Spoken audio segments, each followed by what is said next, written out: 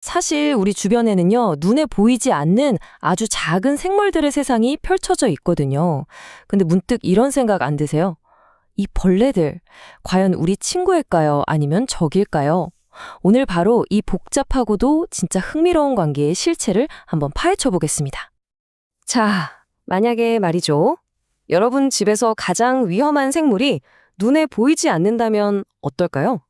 좀 섬뜩한 질문인가요? 근데 이게 그냥 하는 소리가 아니에요. 어쩌면 우리 집에서 가장 위험한 존재는 정말로 우리 눈에 보이지 않을 수도 있습니다. 왜냐하면 우리 집이라는 공간이 그냥 벽이랑 지붕으로 된 곳이 아니라 사실은 수많은 생명체가 막 뒤섞여 사는 뭐랄까 하나의 작은 생태계나 마찬가지거든요.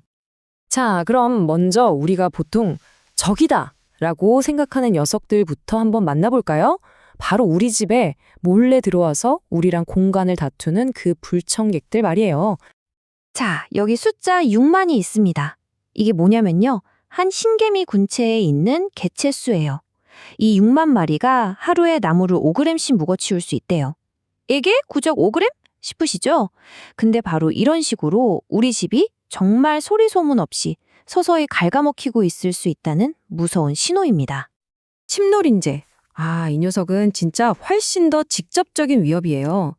흡혈벌레라는 별명답게 사람 피를 빻는데 진짜 무서운 건 그 다음입니다.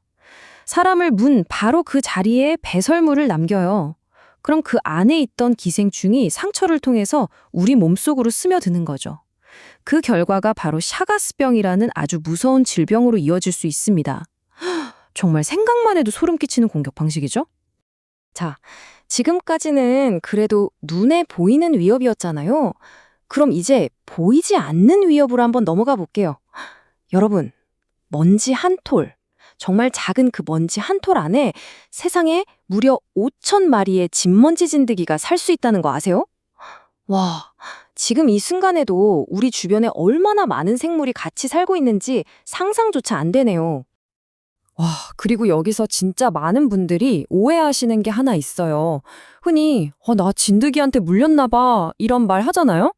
근데 사실 진먼지 진드기는 사람을 물지 않아요. 네, 안 멉니다.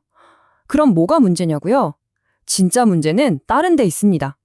바로 이 녀석들의 배설물하고 알이에요. 이게 너무너무 작아서 공기 중에 막 떠다니다가 우리 호흡기로 쏙 들어오는 거죠. 그래서 알레르기나 천식을 일으키는 거고요.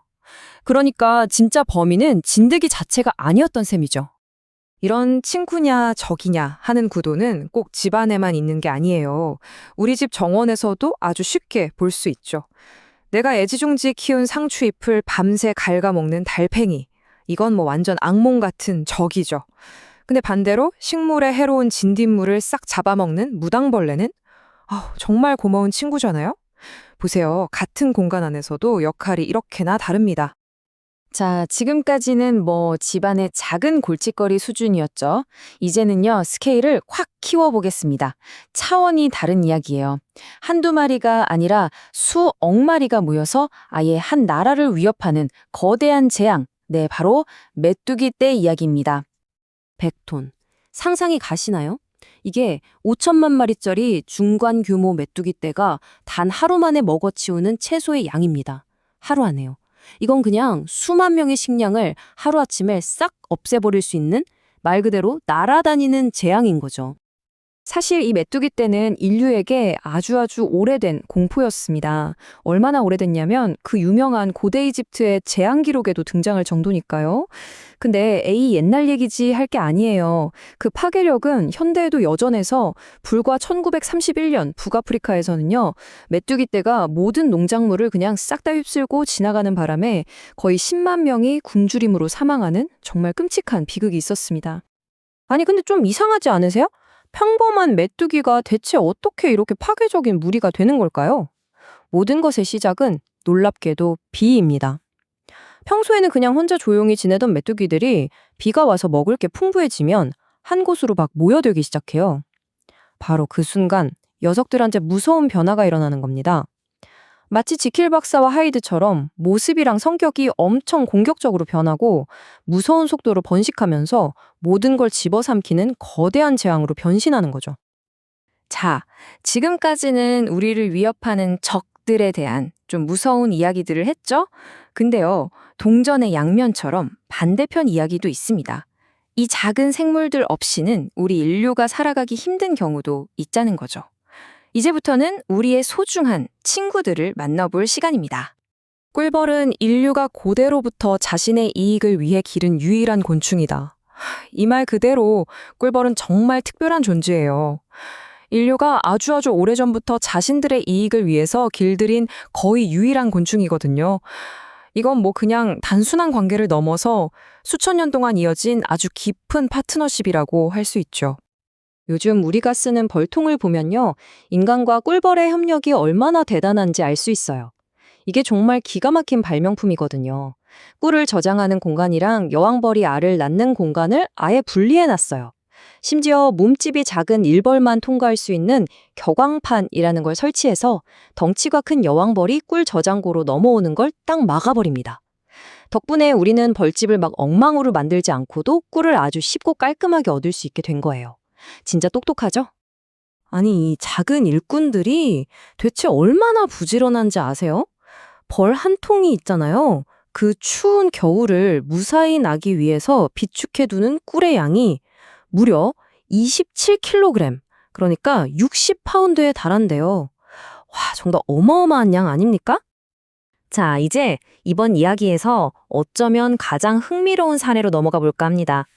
친구와 적, 그 경계가 완전히 허물어지는 생물, 바로 거머리입니다. 아마 징그러워 하시는 분들 많으실 텐데요.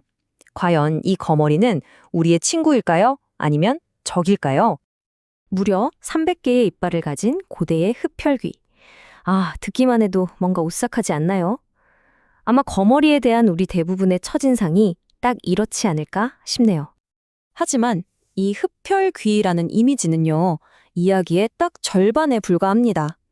정말 놀랍게도 거머리는 수천 년 전부터 질병을 치료하는 데 사용되어 왔어요.